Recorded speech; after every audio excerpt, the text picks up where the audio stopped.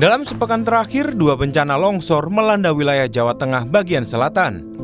Sabtu 15 November lalu, longsor terjadi di Desa Pandanarum, Banjarnegara.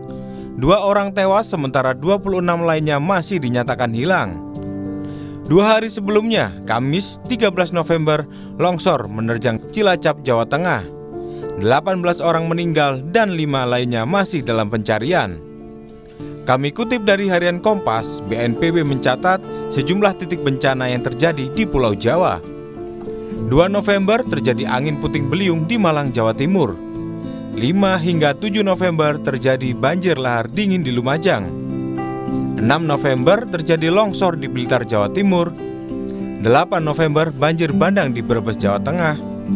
12 November banjir di Banyumas, Jawa Tengah.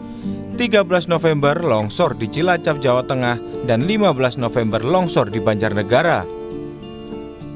BNPB juga mencatat, Banjarnegara dan Cilacap merupakan daerah dengan jumlah korban menderita dan mengungsi akibat tanah longsor terbanyak di Jawa Tengah periode 2015-2024, yakni sebanyak 13.351 jiwa dan 9.641 jiwa. Guru Besar Teknik Geologi dan Lingkungan UGM Dwi Korita Karnawati bilang ada kesamaan pola antara lokasi dan kondisi tanah di Banjarnegara dan Cilacap, sehingga peristiwa longsor terjadi dalam waktu berdekatan. Yang menentukan adalah curah hujan yang tinggi. Ada kesamaan pola, yaitu pertama, sama-sama berada pada kondisi lereng yang rentan. Kemudian yang kedua, kondisi tanahnya. Tanahnya memang berbakat atau rentan untuk longsor, polanya sama. Namun, kapan akan longsor? Ini yang menjadi agak berbeda. Menunggu curah hujan yang cukup tinggi untuk menggelincirkan atau untuk meresap masuk ke dalam tanah dan mendorong butir-butir tanah. Kepala Pusat Data, Informasi dan Komunikasi Kebencanaan BNPB Abdul Muhari bilang, daerah yang pernah terjadi bencana longsor berpotensi berulang jika tidak ada perbaikan signifikan.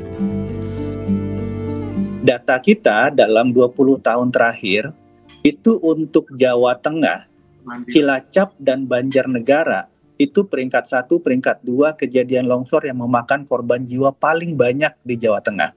Okay. Itu tadi yang kemudian saya sampaikan, kalau historis kabupaten wilayahnya udah seperti itu, maka kalau misalkan kita tidak benar-benar melakukan restorasi lingkungan di bagian atas, penanaman pohon keras yang bisa mengikat air dan mengikat tanah dan seterusnya, pasti ini akan terus berulang.